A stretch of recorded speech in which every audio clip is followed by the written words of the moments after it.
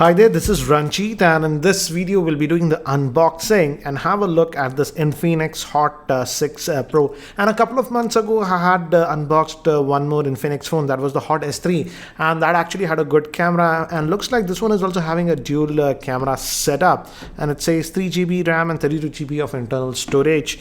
And some other specs here, it says 18:9 screen aspect ratio and 151 and this should be about 5.99 inch screen, dual camera, Qualcomm Snapdragon processor, 4000 milliamp hour battery it says, and also it has Face ID and of course 4G LTE. And regarding the price, again guys, this is a review unit sent to me by the company, and the price quoted here on the box is 8,999, but this is not correct. This product will be sold in India for 7,999, so you could say almost 8,000. So let's open this up and let's take this out.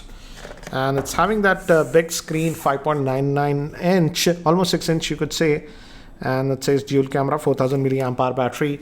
And I have to say, even though it's having that 4000 milliamp hour battery, it's actually pretty light to hold. We have the fingerprint scanner here on the back, so that's what it is. We'll come back to the device later. Let's see what else do they give in the box. So looks like a case is pre-supplied. Yes, so this is the case. This is a plastic TPU case. So let me put it in the case and show you guys. So this is how it will look if you have the case. Good thing in 2018 is that most of the vendors are actually bundling a case, so that's a nice thing. We also get a screen guard on this one, so that is something I didn't expect. Yeah, you get that. And this will be the micro USB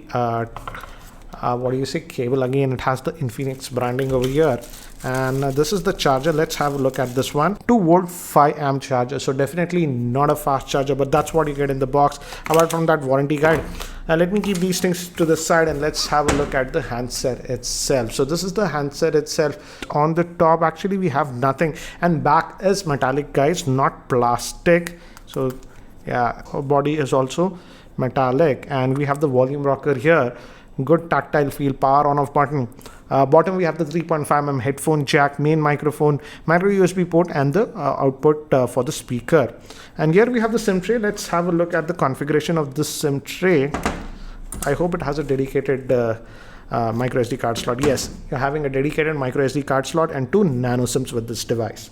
And back we have the dual camera setup. The main camera I believe is a 13 megapixel, second is a 2 megapixel for depth sensing, and the front facing camera I believe is a 5, and it also has a front facing LED flash. So let me actually boot this up, and it gives that Infinix branding.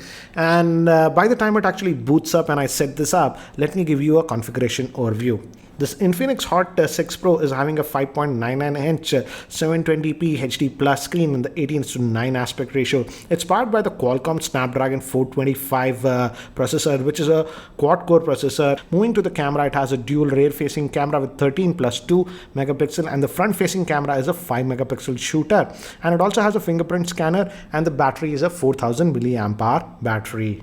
So guys, I've just finished setting up this device, and it has this custom UI skin known as XOS. So let's just start. It says, so select the wallpaper, and I'll just select the default, and it starts the launcher. You can swipe up, it says. So no app tray, as you can see, dragging the apps and whatever folders. So it's giving us a demo.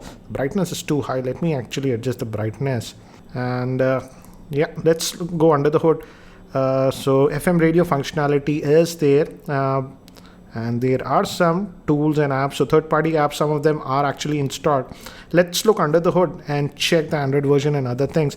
And one thing to note is that guys, it's having that 6-inch screen and that 4000 milliamp hour battery, and even though it's having that configuration, the phone is actually not heavy at all.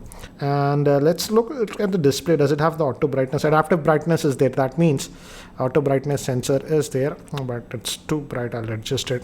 Yeah, much better. And other options are there. LED reminder light is there. That means physical LED notification light is there. Ambient display is also there. Wake up screen when you get notification and other stuff. Let's look at the Android version. Android version is 8.0. That is Oreo. So you're getting Oreo out of the box with this one. And if we just go back, let's look how much storage is actually left out of that 32 GB. So about 8.47 GB is sort of used. So roughly you're going to get about 25 gigabytes of space available on this device. So that's what it is. And yeah, this is the UI that you are getting on this one. It's running on the Snapdragon 425 chipset. So it might not be great for gaming, but as you can see, the UI is responsive. So for general usage and for multimedia consumption and stuff, it should be fine. Let's actually see, because it's having that 6-inch screen, I feel, and that 4000 milliamp hour battery, it can be used as a great multimedia device. And the screen quality, though it's just a 720p HD screen, the screen quality is good, and even the whites, if you notice guys, are looking white, not yellowish, so that's a nice thing. Let's try to play one of my own videos. So guys, yeah, the speaker is fine and it's loud, actually, as you can see. Talk about true flagship smartphones and as you can see, the value performance quality of the screen is good, and the audio, though it's just a single speaker, is actually loud, as you saw that. So let's also look at another thing. The earlier some of the Infinix devices had a good camera, so let's look at this one. The main camera is actually a 13 megapixel with f2.0, and the secondary camera is actually a depth sensor for that bokeh mode and all those things. So let's have a look. Let's before that, let's also check the fingerprint scanner. I don't wanted to check that. It's over here. Let's test that, and it's again working fine. And if you can see this, it has that physical LED notification light over here. As you can see, it is blinking, as you can see.